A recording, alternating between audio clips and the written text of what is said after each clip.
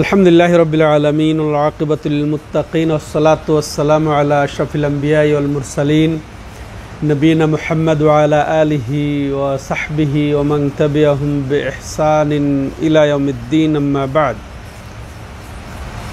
সম্মানিত দর্শক ও শ্রোতা মণ্ডলী, আল্লাহ রাব্বুল আলামিনের অশেষ মেহেরবানিতে রিয়াদস্থ বাথা ইসলামিক সেন্টার কর্তৃক আয়োজিত শাইখুল ইসলাম মোহাম্মদ ইবনে আব্দুল ওয়াহাব রাহিমাহুল্লাহ রচিত প্রসিদ্ধ কিতাবুত তাওহীদ আল্লাযী হুয়া হাক্কুল্লাহি আলাল আবিদ গ্রন্থ থেকে আমরা আমাদের ধারাবাহিক আলোচনার এ পর্যায়ে ৩৯তম অধ্যায় আলোচনা শুরু করতে যাচ্ছি। তো এই অধ্যায় লেখক রাহিমাহুল্লাহ তার রীতি অনুযায়ী সরাসরি কোরআনের আয়াত দিয়ে শিরোনাম স্থাপন করেছেন। তো ইনি মাঝে মাঝে এই নিয়ম ফলো করে কোরআনের আয়াতই সরাসরি শিরোনাম হিসেবে তুলে ধরেন, আর অনেক ক্ষেত্রেই তিনি দেখা গেছে নিজের একটা ছোট্ট কথাই শিরোনাম লেখেন। তো এটা আয়াত দিয়ে তিনি শিরোনাম রচনা করেছেন। তো এই আয়াতের মর্ম আমরা ইনশাআল্লাহ বুঝব। তার আগে শিরোনামের দিকে আমি ইঙ্গিত করব এই লেখকের উদ্দেশ্য অনুযায়ী। তো এখানে তিনি এই আয়াত দিয়ে উদ্দেশ্য যেটা উল্লেখ করতে চাচ্ছেন, যে এখানে তিনি সেই সব জিনিস বর্ণনা করবেন যে মর্মে যা আয়াত এবং হাদিস বা দলিল এসেছে সেটা কি, যে ইতিপূর্বের অধ্যায়ে আমরা জেনেছি যে আল্লাহর ক্ষেত্রে বা আল্লাহর নিয়ামতের ক্ষেত্রে এমন শব্দ ব্যবহার করা যাবে না যেটা আল্লাহর শানের খেলাফ হবে, যেটা বেয়াদবি হবে। এমন অসৌজন্যমূলক কথা আমরা বলবো না, এমন কথা প্রয়োগ করব না যাতে আল্লাহর শানের খেলাফ হয়। অর্থাৎ বিভিন্ন নিয়ামতের ক্ষেত্রে বিভিন্ন বিষয়ে আমরা শব্দমালা চয়নে সতর্কতা অবলম্বন করব যাতে আল্লাহর সাথে বেয়াদবি না হয়ে যায় বা আকীদা পরিপন্থী না হয়ে যায়। তো এরকমই একটা বিষয় লেখক রাহিমাহুল্লাহ এখানে তুলে ধরেছেন। তো আমরা এর ভাব অনুযায়ী যেটা শিরোনাম দিতে চাচ্ছি, যে নিয়ামতের অস্বীকারের ভয়াবহতা বা নিয়ামতের অস্বীকারের ভয়াবহ পরিণাম, যে আল্লাহ রাব্বুল আলামিনের অসংখ্য নিয়ামতে আমরা সব সময় রয়েছি যা গণনা করা সম্ভব নয়। তো এই নিয়ামতের স্বীকৃতি না দেওয়াটা আমাদের ঈমান, এই নিয়ামতের স্বীকৃতি আল্লাহর অবদানের স্বীকৃতি দেওয়াটা এটা হচ্ছে ঈমান এবং তাওহীদ। এটা অস্বীকৃতি বা এটা অন্যর দিকে সম্বন্ধ করা, নিজের বাপদাদার দিকে নিজের দিকে বা অন্য কারোর দিকে এটার সম্বন্ধকে করা, মিসগাইড করা, সেটা হবে কি নিয়ামতের নাশুকর বা আল্লাহর ক্ষেত্রে এটা বেয়াদবি। এটা আল্লাহর মানহানি, আল্লাহর মান ক্ষুণ্ণ করা। অনেক ক্ষেত্রে আকীদাগত বিষয়, এবং এটা যদি আকীদা এবং শব্দ যদি একযোগে বের হয়, মনেও ওটা থাকে এবং মুখেও সেটা বলে, তো সেটা বড় ধরনের কুফরি হয়ে যাবে। আর মনে যদি আল্লাহর ওই নিয়ামতের স্বীকৃতি থেকে থাকে কিন্তু মুখ দিয়ে নিজস্ব কৃতিত্ব বা বাপদাদার কৃতিত্ব বা কোনো ব্যক্তির কৃতিত্ব মুখ দিয়ে বের হয়, তবুও এটা হারাম, এটা আকীদার পরিপূর্ণতার পরিপন্থী। এটাই হচ্ছে সারাংশ কথা। আসেন এখন আমরা যাই লেখক রাহিমাহুল্লাহ এই বিষয়টাকে কিভাবে দলিল দিয়ে প্রকাশ করছেন। এটা 3টি দলিল তিনি এখানে উপস্থাপন করেছেন, 2টি আয়াত এবং একটি খুব গুরুত্বপূর্ণ হাদিস। সম্মানিত দর্শক ও শ্রোতা, যে যেখান থেকে আমাদেরকে দেখছেন, দেখবেন, ফলো করছেন উপস্থিত, তাদের জন্য আজকে একটা চমৎকার উপহার, একটা হাদিসের গল্প। যে হাদিসটি ইমাম বুখারী তার সহিহ বুখারীতে, ইমাম মুসলিম তার সহিহ মুসলিমে একযোগে বর্ণনা দিয়েছেন। চমৎকার একটি হাদিসের গল্প এই শিরোনামে লেখক রাহিমাহুল্লাহ অন্তর্ভুক্ত করেছেন। এটা বনি ইসরায়েলের যুগের ঘটনা। এটা ইনশাল্লাহ আমরা কোরআনের আয়াতের পরে ওই হাদিসটা শুনব, আপনারা আমাদের সাথে থাকবেন। তো প্রথমত লেখক রাহিমাহুল্লাহ যে আয়াতটি এখানে তুলে ধরেছেন সেটা সূরা ফুসসিলাতের 50 নম্বর আয়াত। ওয়ালাইন আযাকনাহু রাহমাতাম মিন্না মিন বা'দি দাররা মাসাতহু লায়াকুলান্না হাযা লি ওয়া মা আযুন্নু আস-সাআতা কায়মাতাও ওয়া লা রুজি'তু ইলা রাব্বি ইন্না লি ইনদাহু লাল হুসনা ফালানুনাব্বিউন্নাল্লাযীনা কাফারু বিমা আমিলু লানুযীকান্নাহুম মিন আযাবিন গালিয।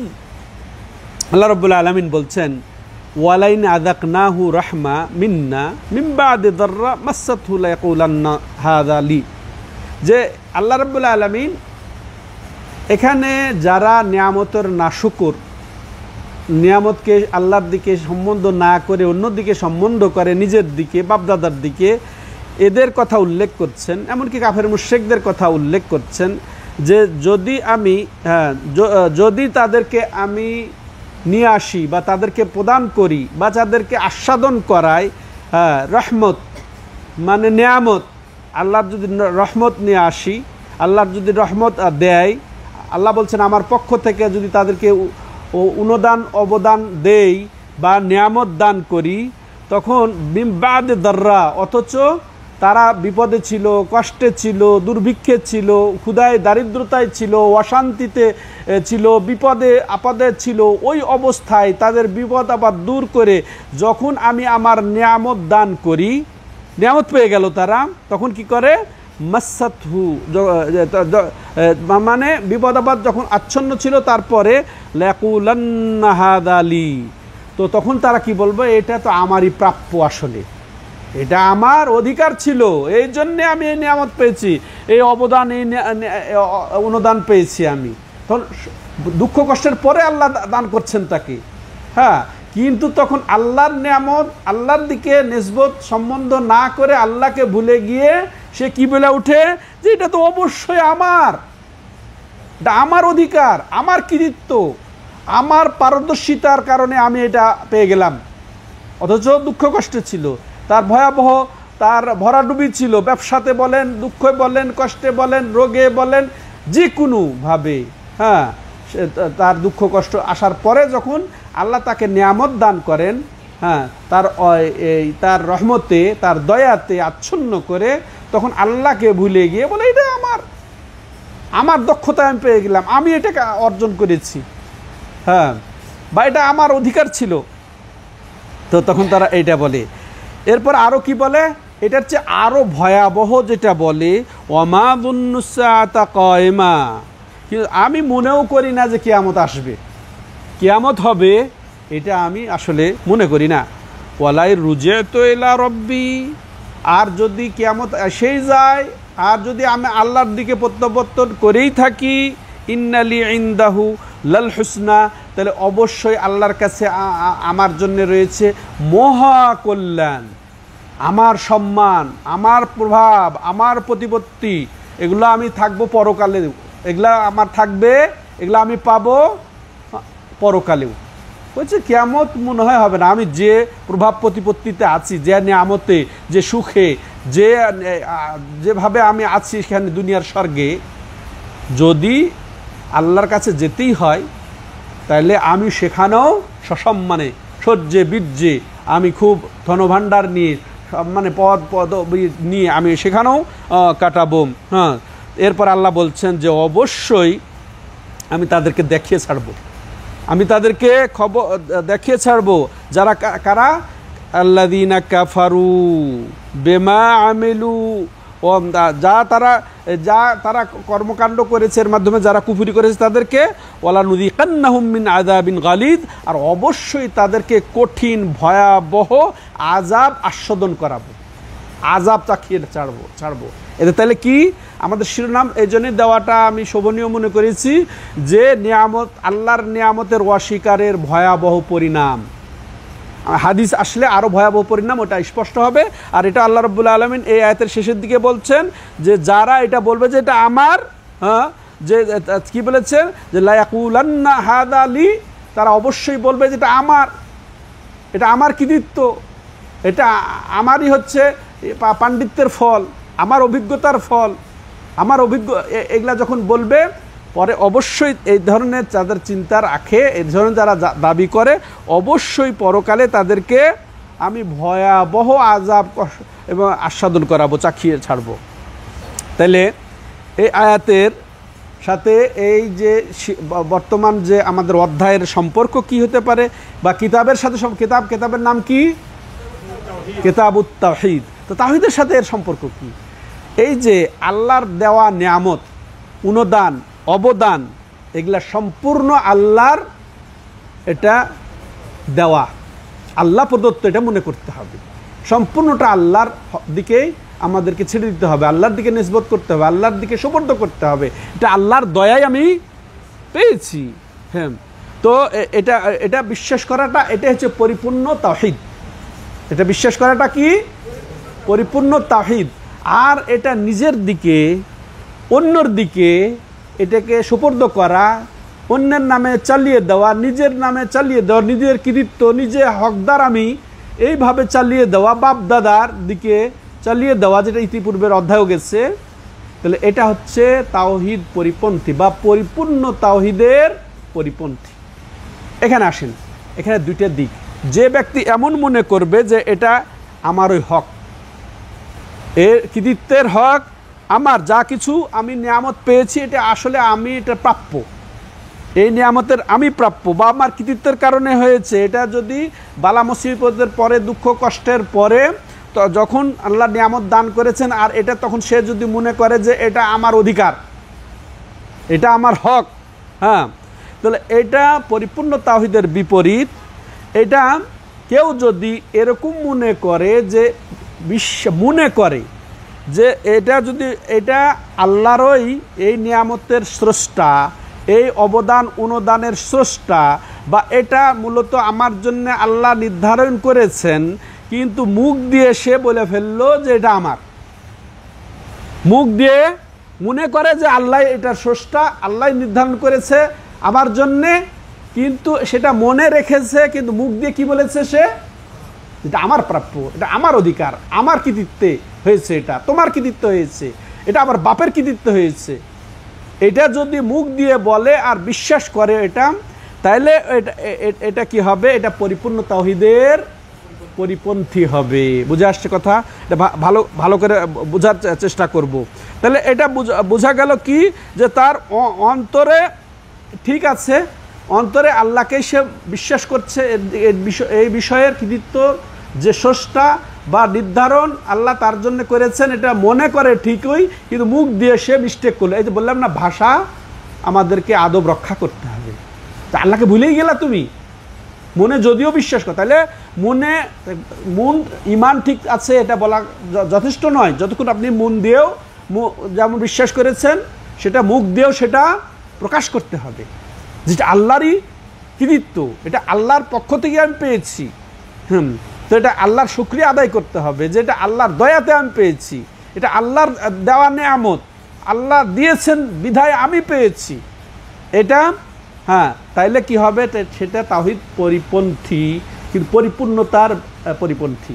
ঠিক আছে, তাওহীদের পরিপূর্ণতার পরিপন্থী। কিন্তু দ্বিতীয় কেউ যদি এমন বিশ্বাস করে, এমন বিশ্বাসও করে, মুখ দিয়েও বলে কি, যে এই বিষয়টা স্রষ্টা বা নির্ধারক সে নিজেই, এই বিষয় নিজে সে তৈরি করেছে, নিজে সে উদ্ভাবন করেছে, হ্যাঁ, বা নিজে নির্ধারণ করেছে, নিজে সম্পূর্ণ কৃতিত্বটা বিশ্বাসও করে, এবং সে মুখ দিয়েও ওই ধরনের ভাষা প্রয়োগ করলে কি হবে জানেন? সেটা পরিপূর্ণ তাওহীদের পরিপন্থী। পরিপূর্ণ বলতে সে আসল তাওহীদেরই পরিপন্থী, মানে তাওহীদ শূন্য হয়ে যাবে, ইসলাম থেকে সে খারিজ হয়ে যাবে। যে একেবারে আল্লাহকে বেমালুম ভুলে গেল, বিশ্বাসেও সে, মনেও সে রাখে না আল্লাহ যে দিয়েছেন তাকে, আল্লাহ তার জন্য সৃষ্টি করেছেন তার এই নিয়ামতটাকে, আল্লাহর নির্ধারণ, আল্লাহ তার তাকদিরে ভাগ্যে লিখে রেখেছেন, এটা যদি সে বিশ্বাসই না করে এবং মুখেও বলে, তাহলে সে ইসলাম থেকে খারিজ হয়ে যাবে। মারাত্মক বিষয়। এই জন্যে লেখক রাহিমাহুল্লাহ এই বিষয়টা কিতাবুত তাওহীদে সংকলন করেছেন, যে নিয়ামতের স্বীকৃতি অস্বীকৃতি, নিয়ামতের স্বীকৃতি সম্পূর্ণটা আল্লাহর দিকে দিতে হবে, সুপর্দ সম্পূর্ণ আল্লাহর করতে, এটা হক, এটা হচ্ছে পরিপূর্ণ তাওহীদ। যদি মনে স্বীকৃতি দিচ্ছে সে আল্লাহর, কিন্তু মুখে বলছে তার বা অন্যের কৃতিত্বের কথা, তাহলে এটা কি হবে? এটা পরিপূর্ণ তাওহীদের বিরোধী, ঠিক আছে? কিন্তু দুটাই যদি, অর্থাৎ মন এবং মুখ দুটাই যদি তা এটা হয় যে আল্লাহর দিক ছেড়ে দিয়ে সে নিজের দিকে নিয়ে চলে আসে মনে এবং কথাতে, তাহলে সেটা কি হবে? কুফরি, সেটা কি হবে? শিরিক। হ্যাঁ, তো এটা ভালো করে বুঝতে হবে আমাদের সম্মানিত দর্শক ও শ্রোতা মণ্ডলী। হ্যাঁ, তাহলে এটা, হ্যাঁ, এটা আমাদেরকে এটা বুঝতে হবে। আচ্ছা দেখেন, তো এই আয়াতের তাফসীর এখন আমরা শুনবো সরাসরি আমাদের সালাফে সালেহিনের কাছ থেকে, যে আয়াতটা উপস্থাপন সূরা ফুসসিলাতের 50 নম্বর আয়াত। এই আয়াতের তাফসীরে প্রখ্যাত মুফাসসির তাবি মুজাহিদ রাহিমাহুল্লাহ বলছেন, হাযা বিআমালি ওয়া আনা মাহকুকুন বিহি, যে এটা আমার কৃতিত্ব, এটা আমার কর্মকাণ্ডের ফল, এটা আমি আসলে প্রাপ্য। হ্যাঁ, আনা মাহকুকুন মুস্তাহিকুন বিহি, এই নিয়ামতের আসলে আমি হক ছিলাম, এই জন্য আমি পেয়েছি। হ্যাঁ, মানে ওই যে এই যে কথাটা সে বলে ইয়াকুলান্না হাযা লি, যে অবশ্যই সে কি বলবে যে এটা আমার। তার অর্থ ইমাম মুজাহিদ কি বলছেন, যে এটা আমার আমলের ফল, এটা আমি করেছি, আমি পরিশ্রম করেছি, এই জন্য আমার হক, আমার প্রাপ্য, এটা বলে। আর এটার তাফসীর কে করছেন? আব্দুল্লাহ ইবনে আব্বাস, তার চেয়ে বড়, তার উস্তাদ আব্দুল্লাহ ইবনে আব্বাস রাদিয়াল্লাহু তাআলা আনহু বলছেন, ইউরিদু মিন ইনদি, ও বলতে চাচ্ছে যে এটা আমার পক্ষ থেকে এই নিয়ামত। আল্লাহকে ভুলেই গেছে সে। ও তো বললাম দুইটা দিক, আল্লাহকে মন থেকে যদি না ভুলে শুধু মুখ দিয়ে সে ব্যক্ত করে, তাহলেও এটা পরিপূর্ণ তাওহীদ থাকবে না, পরিপূর্ণ তাওহীদের বিরোধী। আর যদি মন থেকে কথায় সবটাই যদি ভুলে যায় আল্লাহকে ছেড়ে দেয়, তাহলে কি হবে? কি হবে? হ্যাঁ, এটা কুফরি বা একেবারে আসল তাওহীদ শূন্যতা এসে যাবে। এবার দ্বিতীয় দলিলে লেখক রাহিমাহুল্লাহ বলছেন যে কাউলু, আল্লাহ তাআলা বলছেন, ক্বালা ইন্নামা উতিতুহু আলা ইলমিন ইনদি, যে উতিতুহু আলা ইলমিন ইনদি, এটা কারুন বলেছিল। কারুন কে জানেন? বনি ইসরাইলের একজন স্বৈর শাসক ছিল, সেও আল্লাহকে অস্বীকার করেছিল, তাই না?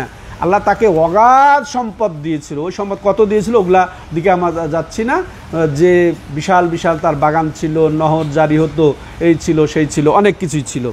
তো ও কি বলতো, যে এটা আমার কৃতিত্বের কারণে, আমার জন্যে আল্লাহ রাব্বুল আলামিন, বা আল্লাহর কথা বলতো না, এটা আমি পেয়েছি, এটা আমার হক ছিল। হ্যাঁ, এইভাবে সে কারণ বলেছিল এই কথাটা। তাহলে এই অধ্যত্বপনা, এই আল্লাহর নিয়ামতকে অস্বীকার করে পাশ কাটিয়ে নিজের দিকে চালিয়ে দেওয়া, নিজের নামে চালিয়ে দেওয়া, বাপের নামে চালিয়ে দেওয়া, বা কোনো ব্যক্তির দিকে চালিয়ে দেওয়া, কোনো অলিয়া উলিয়ার দিকে চালিয়ে দেওয়া, তাহলে এটা কার অভ্যাস? কারুনের অভ্যাস। হ্যাঁ, নিজের দিকে চালিয়ে দেওয়া এটা কারুনের অভ্যাস। হ্যাঁ, তো এর ব্যাখ্যায় ইমাম কাতাদা, হ্যাঁ, ইনি বলছেন কি, আলা ইলমি মিন্নি বিউজুহিল মাকাসিবে, আমি এই আমার যোগ্যতা, আমার অভিজ্ঞতা, আমি এইভাবে কামিয়েছি, ওইভাবে কামিয়েছি, এই করেছি, সেই করেছি। এখন বলে না অনেকে যে আমি এই ব্যবসা করেছি, ওই ব্যবসা করেছি, এই ব্যবসা করেছি। হ্যাঁ, আমাকে ঠগায় কে? আমি কেন ব্যর্থ হব?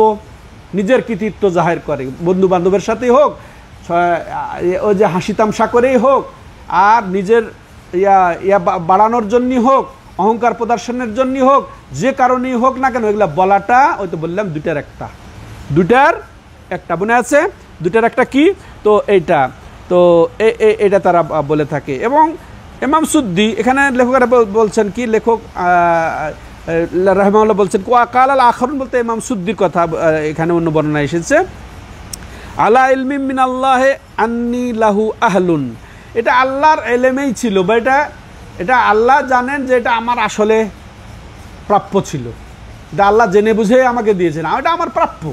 আল্লাহ দিবেন না কেন? অনেক কথা বলেন না কেন? হ্যাঁ, যে আমি এইভাবে করি, ওইভাবে করি, আমার এত পাণ্ডিত্য, আমার এত টাকা লাগিয়েছে, তো এটা তো আমারও হক, আল্লাহ দিবেন না কেন? যেন জোর করে নিতে চায়। হ্যাঁ, কই যে এটা আল্লাহ রাব্বুল আলামিন জানেন যে এটা আমি প্রাপ্য আসলে, এই জন্য আমাকে দিয়েছেন। হ্যাঁ, অনেকে এত বড় ইস্পাত, তুমি এটার হকদার না, আমি এটা হকদার, যার আল্লাহ আমাকে দিয়েছে, তোমাকে দেয়নি আল্লাহ। হ্যাঁ, তাহলে মারাত্মক এগুলা কথা। এবং মুজাহিদ ইনি না, এই ওয়াহাদা মানা কাউলি মুজাহিদ, আগে যে আয়াতের যে তাফসির করেছিলেন জেহাদা বে আমালি ওয়ানা মাহকুকুন বিহি, যে এটা আমার আমলের ফল, হ্যাঁ এটা আমার কামাইয়ের ফল বা এটার প্রাপ্য আমি, এটার অর্থই এই পরবর্তী আয়াত, এটা হচ্ছে উতিতুহু আলা শারাফ, এটা আমার সম্মানে আল্লাহ দিয়েছেন, আমার কৃতিত্ব, এই জন্য আল্লাহ সসম্মানে আমাকে দিয়েছেন, এটা বলে, অনেকে বলে। তো এটা মারাত্মক, হ্যাঁ মারাত্মক। আল্লাহ রাব্বুল আলামিন আমাদেরকে বুঝার তৌফিক দান করেন। তো এর থেকে, এই আয়াত থেকে যেগুলো আমরা বুঝতে পারি সেটা কি, যে আল্লাহর নেয়ামতের শুকরিয়া আদায় করা ফরজ, কি ফরজ, এবং এটার স্বীকৃতি দেওয়া, যে আল্লাহর নেয়ামত দান করেছে এটার হক আদায় করে, এটার হক আদায় করে এর স্বীকৃতি বাস্তবায়ন করাও আমাদের জন্য ফরজ। অর্থাৎ আল্লাহ অগাধ সম্পদ দিয়েছেন, এটার যেমন শুকরিয়া আদায় করা ফরজ, তেমন এর স্বীকৃতি কিভাবে দেব, এর হক আদায় করে, সেটা কি জাকাত, জাকাত আদায় করে, মালের জাকাত, আল্লাহর হক, হ্যাঁ এটা আল্লাহ রাস্তায় দিয়ে এটার স্বীকৃতি বাস্তবায়ন করাটাও ফরজ। তাইলে আল্লাহর নিয়ামতের শুকরিয়া আদায় করা যেমন ফরজ, তেমন আল্লাহর যে নিয়ামত পেয়ে এর স্বীকৃতি বাস্তবায়ন কিভাবে করব, ওই নিয়ামতটার হক আদায় করব আল্লাহর যেটা সেটা জাকাত, দান খয়রাত। বুঝে আসছে? এই আয়াত থেকে আমরা এটা শিখলাম।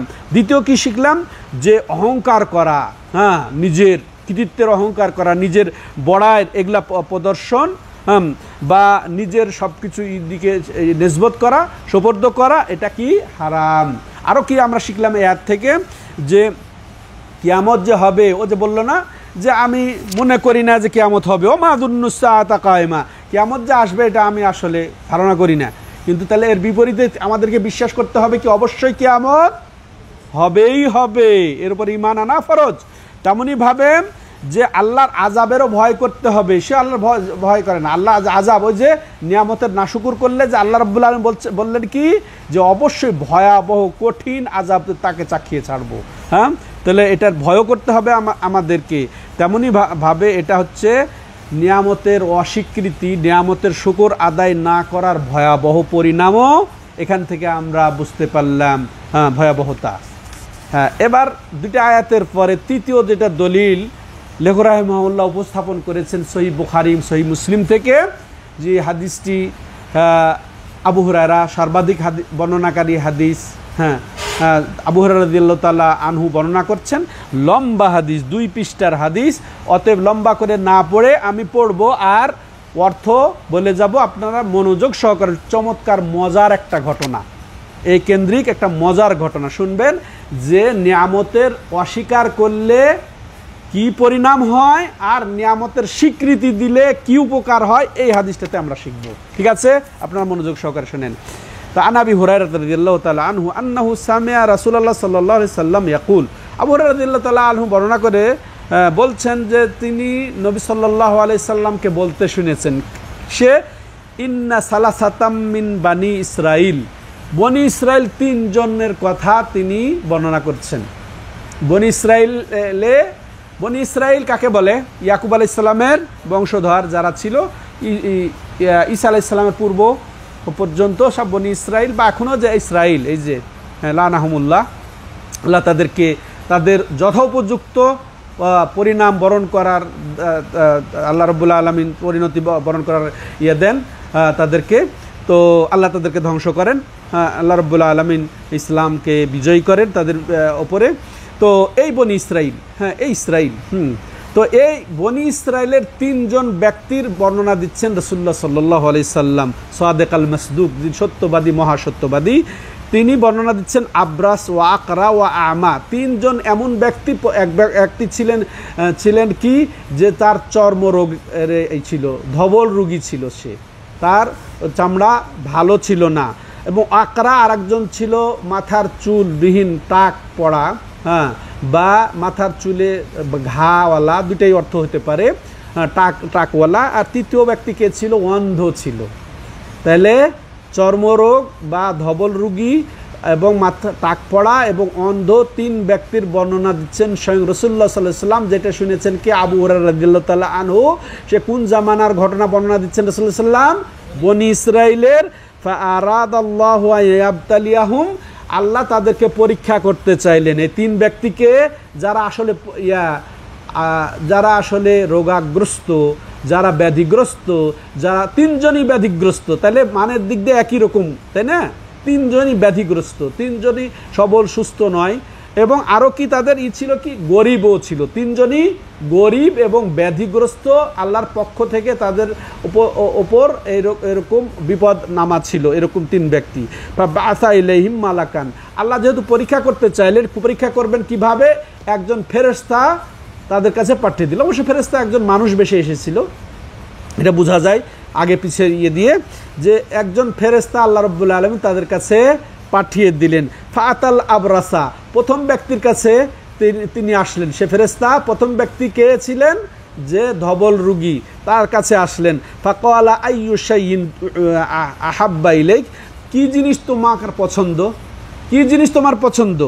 তো ওই যে ধবল রোগী, কুষ্ঠ রোগী, ওই বলছেন লাউনুন হাসান ওয়া জিলদুন হাসান, যদি আমার ভালো রং ফিরে আসতো, যদি আমার চামড়া উত্তম হতো, ভালো হতো, ওয়ায়াযহাবু আন্নিল্লাযী কাদারানি নাসু বিহ, আর যদি আমার মধ্যে যে এই যে নোংরামি আছে, নোংরা চামড়া টামড়া এগুলা এই যে আছে, যা দেখে আমাকে মানুষ অপছন্দ করে, এগুলা যদি চলে যেত, হ্যাঁ এগুলা যদি চলে যেত, তাহলে আমার জন্য যথেষ্ট, এগুলো এটা আমি পছন্দ করি। কাল, এখন ফেরেশতা বললেন, রাসূলুল্লাহ সাল্লাম বললেন ফামাসাহাহু, তো ওই ফেরেশতা তার শরীর মুছে দিল, মাসা করলো, মেসেজ করলো।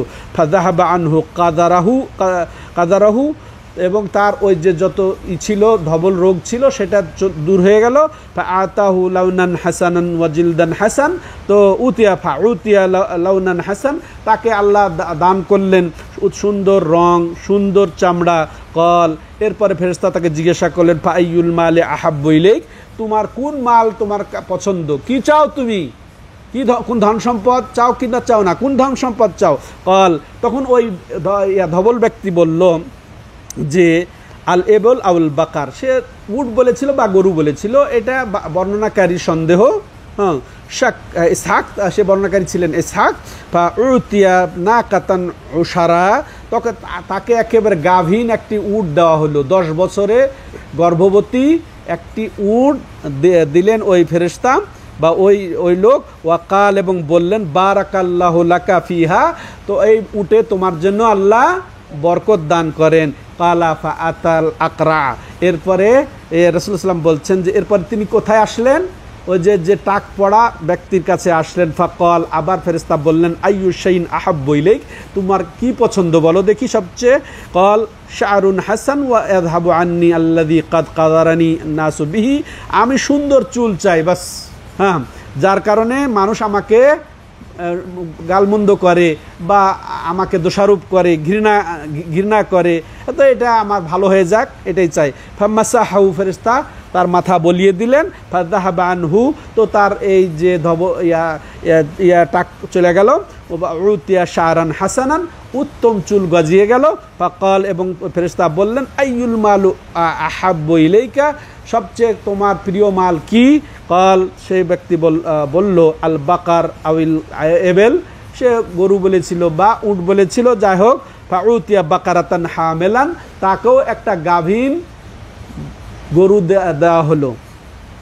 কাল, এবং বললেন ওই ফেরেশতা বারাকাল্লাহু লাকা ফিহা, এই গরুতে আল্লাহ তোমাকে যেন বরকত দান করেন। ফাআতাল আমা, এরপরে ফেরেশতা আসলেন অন্ধের কাছে। ফাকাল, ফেরেশতা বললেন আইয়ু শাইইন আহাব্বু ইলাইক, তোমার কি সবচেয়ে পছন্দ? কাল, ব্যক্তি বললেন যে আন ইয়ারুদ্দাল্লাহু ইলাইয়া বাসারি ফাউবসিরু বিহিন নাস, আল্লাহ আমার যদি চক্ষু ফিরিয়ে দেন, এটা আমি পছন্দ করি, যাতে আমি মানুষদেরকে দেখতে পাই। মাসাহাউত, ফেরেশতা তার চোখ বুলিয়ে দিলেন। ফারাদ্দাল্লাহু ইলাইহি বাসারাহ, আল্লাহ রাব্বুল আলামিন তার দৃষ্টিশক্তি ফিরিয়ে দিলেন। কাল, এরপরে ফেরেশতা বললেন ফাআইয়ুল মালি আহাব্বু ইলাইক, কোন মাল তোমার সবচেয়ে পছন্দ? কাল, লোকটি বললেন আল গানাম, আমি ছাগল চাই। ফাউতিয়া শাতান ওয়ালেদা, এবং খুব বেশি প্রসাবকারিণী একটা কি ছাগল তাকে দিয়ে দেওয়া হলো। ফা আনতাজা হাদানি ওয়া ওয়াল্লাদা হাদা, তা ওই যে উট এবং গরু পর্যাপ্ত উৎপাদন করলো, মানে পর্যাপ্ত বাচ্চা দিল, পর্যাপ্ত বেয়াইলো, বৃদ্ধি পেল, এবং এরকম এই ব্যক্তিরও পর্যাপ্ত ছাগল বৃদ্ধি পেল। ফাকানা লিহাদা ওয়াদিন মিনাল এবেল ওয়া লিহাদা ওয়াদিন মিনাল বাকার ওয়া লিহাদা ওয়াদিন মিনাল গানাম। আর এই যে প্রথম ব্যক্তি একেবারে এক পাল, মানে এক উপত্যকা, এক মাঠ ভর্তি, সে উট পেয়ে গেল, ও আর এক মাঠ ভর্তি গরু পেয়ে গেল, ও আর এক মাঠ ভর্তি ওয়াদি উপত্যকা ভর্তি কি ছাগল পেয়ে গেল। এবার পরীক্ষা, ঠিক আছে, এবার পরীক্ষা। কাল এবার রাসূল সাল্লাল্লাহু আলাইহি ওয়াসাল্লাম বলছেন থুম্মা ইন্নাহু আতাল আবরাসা ফি সুরাতিহি ওয়া হাইয়াতিহি। এরপরে ওই ফেরেশতা, তো ওই ফেরেশতা যে প্রথম যে সুরতে এসেছিলেন, যে আকার আকৃতিতে এসেছিলেন, ওই আকৃতি বদল করে তিনি ওই আকৃতিতে আসলেন। যে ছিল ধবল রুগী, তার কাছে ধবল রুগী হয়ে আসলো, একদম মিসকিন সেজে, মিসকিন সেজে একেবারে আসলেন। ফাকাল, এবং বললেন রাজুলুন মিসকিন, সে একজন খুবই মিসকিন লোক, দরিদ্র লোক। কাদ ইনকাতাত বিয়াল হিবালু ফি সাফারি, যে আমার সফরের যাবতীয় সয় সম্বল সব কিছু শেষ, কিচ্ছু নেই। ফালা বালাগালি আল ইয়াউমা ইল্লা বিল্লাহ ওয়া সুম্মা বিক। এখানেও আমাদের শিক্ষা আছে। দেখো, আমার আর কোনো উপায় নাই, এক আল্লাহ, তারপরে তুমি। তোমার কাছে যে আমি এসেছি, এক আল্লাহ এবং তারপরে তুমি ছাড়া আর আমার কোনো উপায় নেই। আসআলুকা বিল্লাযী আতাকাল লাউনাল হাসান ওয়াল জিলদাল হাসান ওয়াল মাল বাইরান। দেখো, আমি আল্লাহর ওয়াস্তে ওই আল্লাহর ওয়াস্তে তোমার কাছে শুধু একটা উট চাই। গাভিন টাভিন কিচ্ছু বললো না, খুব মোটা তাজা, খুব ভালো উট, এটাও বললো না, শুধু একটা তুমি আমাকে উট দিবা। ওই আল্লাহর শপথ করে বলি, যিনি তোমাকে সুন্দর রং দিয়েছেন, সুন্দর চামড়া দিয়েছেন এবং মাল দিয়েছেন।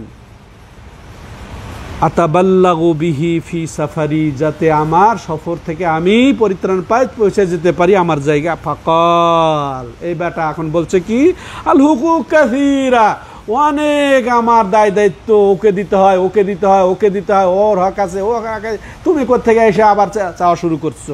আমার অনেক লোক আছে, অনেক ক্ষেত্র আছে। ফাকাল লাহু, ফেরেশতা বললেন কান্নি আরিফুকা, আমি যেন তোমাকে চিনতে পারছি।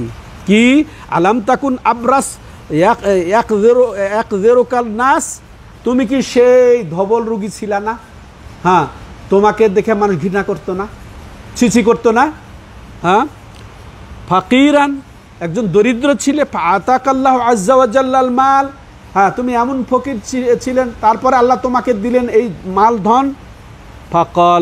ফাকালা ইন্নামা ওয়ারিস্তু হাদাল মালা কাকাবির আন কাবির। সুবহানাল্লাহ, বলছেন যে না না না, এগুলা কি বলো তুমি? সে অস্বীকার করে বলছে কি, যে না, এই মাল আমার বড় থেকে বড় বড় বড় এইভাবে বাপদাদা থেকে পেয়েছি, তুমি কি কথা নিয়ে এসেছো?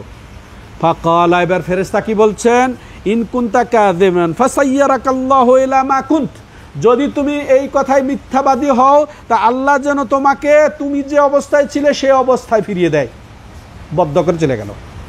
ফাতাল আকরা ফি সুরাতিহি, আবার সে কার কাছে আসলো?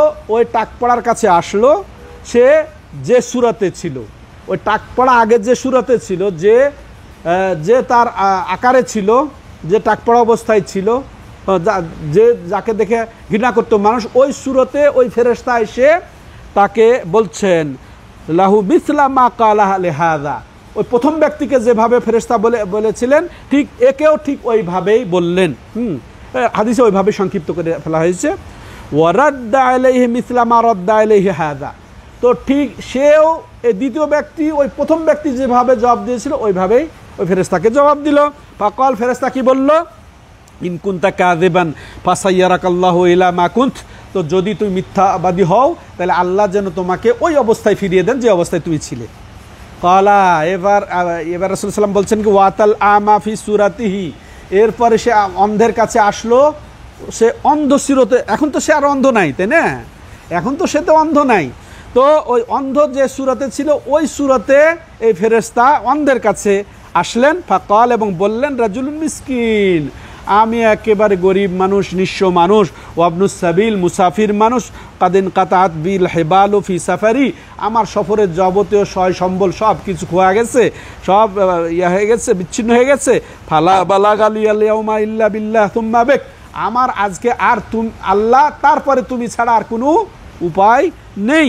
আসআলুকা বিল্লাযী রাদ্দা আলাইকা বাসারাক, তো আমি সেই সত্তার শপথ কসম করে বলি, যে যে যে যিনি তোমাকে এই সুন্দর দৃষ্টিশক্তি দিয়েছেন, তোমার দৃষ্টিশক্তিকে আল্লাহ ফিরিয়ে দিয়েছেন, সেই সত্তার দিয়ে এই দিয়ে কসম দিয়ে বলি বা দোহাই দিয়ে বলি কি, যে তুমি আমাকে একটা ছাগল দাও, তুমি একটা ছাগল দাও, আতাবাল্লাগো বেহা ফি সাফারি, তাহলে সফর থেকে আমি যাতে ফিরে যেতে পারি বা আমার যাতে ইয়ে হয়ে যায়। ফাকাল, এবার সে কি বলল, কাদ কুনতু আমা, সত্যি তুমি বলেছো আমি অন্ধ ছিলাম। ফারাদ্দাল্লাহু ইলাইয়া বাসারি, তিনি সেই সত্তা যিনি আমার দৃষ্টিকে ফিরিয়ে দিয়েছেন। ফাখুয মা শিত ওয়া দা মা শিত, অর্থাৎ যা চাও তুমি নাও, যা চাও তুমি রাখো। ফাওয়াল্লাহি লা আজহাদুকা বিশাইইন আখাযতাহু লিল্লাহ, যে আল্লাহর কসম, যে তোমার উপরে আমি কোনো কৈফিয়ত তলব করব না, চাপ দিব না, কষ্ট দিব না তোমাকে, যে তুমি আল্লাহর রাস্তায় যা কিছু নেওয়ার কারণে। এইভাবে সে জবাব দিল। ফাকালা আমসিক মালাকা ফাইন্নামা তুলিতুম, তো তুমি তোমার মাল রেখে দাও, তোমার কাছেই তোমার মাল রেখে দাও। ফাকাদ রাদিয়াল্লাহু আন ওয়া সাখিতা আলা সাহিবাইক, যে তোমার উপরে আল্লাহ সন্তুষ্ট হয়ে গেছেন এবং তোমার যে দুই সাথী ওদের প্রতি আল্লাহ রাব্বুল আলামিন চরমভাবে রাগান্বিত হয়েছেন। আখরাজা, আর এই হাদিসটি ইমাম বুখারী তার সহিহ বুখারীতে, ইমাম মুসলিম তার সহিহ মুসলিমে উল্লেখ করেছেন। হাদিস শেষ। লাস্ট দিয়ে শুরু করি, যেহেতু সময় এখানে কয়জনের কথা উল্লেখ আছে হাদিসে? 3 জন। প্রথম 2 জনকে টাক মাথা, এরা কি করেছিল? আচ্ছা, লাস্টের জনকে অন্ধ ছিল। অন্ধজনের ভূমিকা কি ছিল? যখন এক অন্ধ বেশে ফেরেশতা এসে তাকে বললেন যে ওই সত্তার কসম যিনি তোমাকে তোমার দৃষ্টিশক্তি ফিরিয়ে দিয়েছেন, তোমাকে ধনী বানিয়ে দিয়েছেন, যে আমি আসলে এই অসহায়, আমার সমস্ত সব কিছু হয়ে গেছে, যে তুমি একটা শুধু আমাকে ছাগল দাও। তখন কি দিয়েছিল? তার ভূমিকা কি ছিল? প্রশ্ন আপনাদেরকে। এখানে 3টা জিনিস। প্রথমে কি করেছে? নেয়ামতের স্বীকৃতি দিয়েছে। তারপরে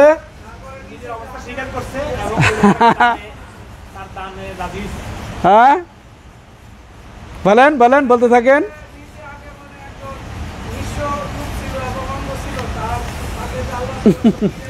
এখানে 3টা কাজ করেছে, আর যেটা আমাদের জন্য শিক্ষা। এই তৃতীয় ব্যক্তির যেটা আমল, যেটা স্বীকৃতি, যেটা ভূমিকা, ওটা আমাদের হতে হবে। আজকে এইটা নিয়ে যাবেন, বাস, আর কিছু দরকার নেই। সেটা কি? সে প্রথমত সে কি বলেছিল? কাদ কুনতু আমা, সত্যি বলেছ আমি অন্ধ ছিলাম। এই বলে আমার পূর্বে দুঃখ কষ্ট বিপদ আপদ এগুলো ছিলাম, সত্যি আমি বিপদে ছিলাম, সত্যি আমি গরিব ছিলাম, সত্যি আমার এই অবস্থা ছিল, আমার বাবা দিন আনতো দিন খাইতো। এইভাবে আমাদের কষ্ট করে, এই যে স্বীকৃতি প্রথম, তাহলে স্বীকৃতি দিতে হবে। এটা মানে আল্লাহর নিয়ামত, এটা আল্লাহর নিয়ামত ছিল, এবং এটা আল্লাহর দিকে সুপুর্দ করতে হবে, যে এই যে এখন যেটা আমি নিয়ামত পেয়েছি, এটা সত্যিকার আল্লাহরই দেওয়া, আল্লাহরই দয়া। এটা স্বীকৃতি দিতে হবে।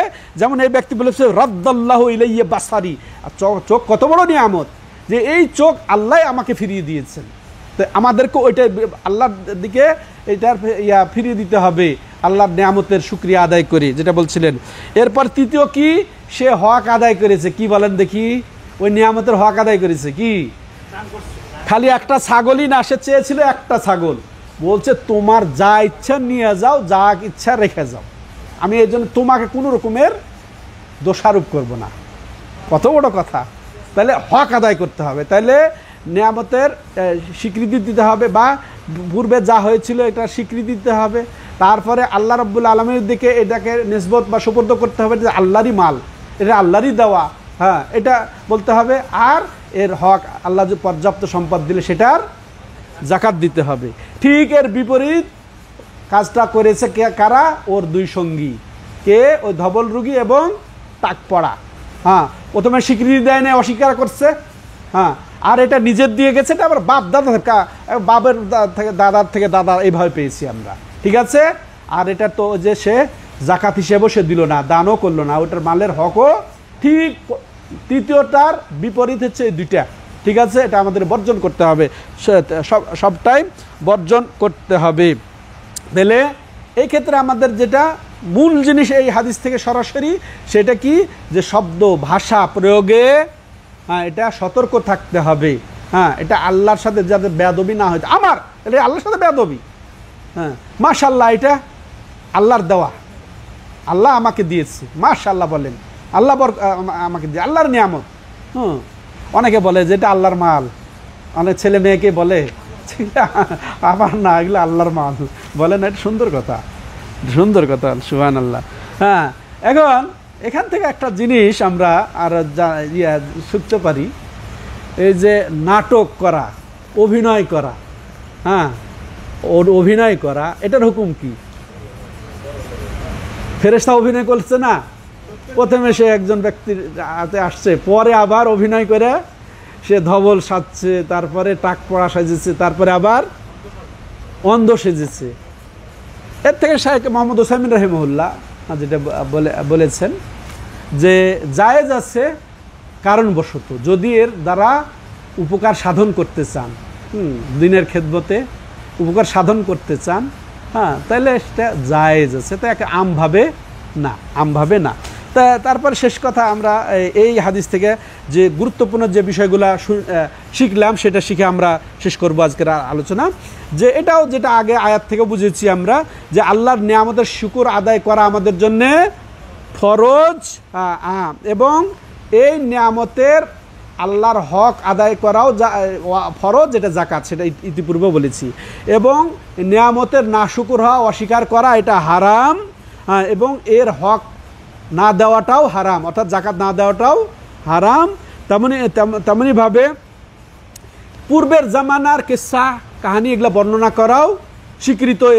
থেকে বুঝলাম স্বয়ং নবী সাল্লাল্লাহু আলাইহি ওয়াসাল্লাম বনি ইসরায়েল কিসসা বর্ণনা করেছেন, আমরা নবীদের কিসসা, এইসব সাহাবাদের কিসসা, এগুলো সব বর্ণনা দেব মানুষকে এর থেকে উপদেশ গ্রহণ করার জন্য, নিজেরা উপদেশ গ্রহণ করার।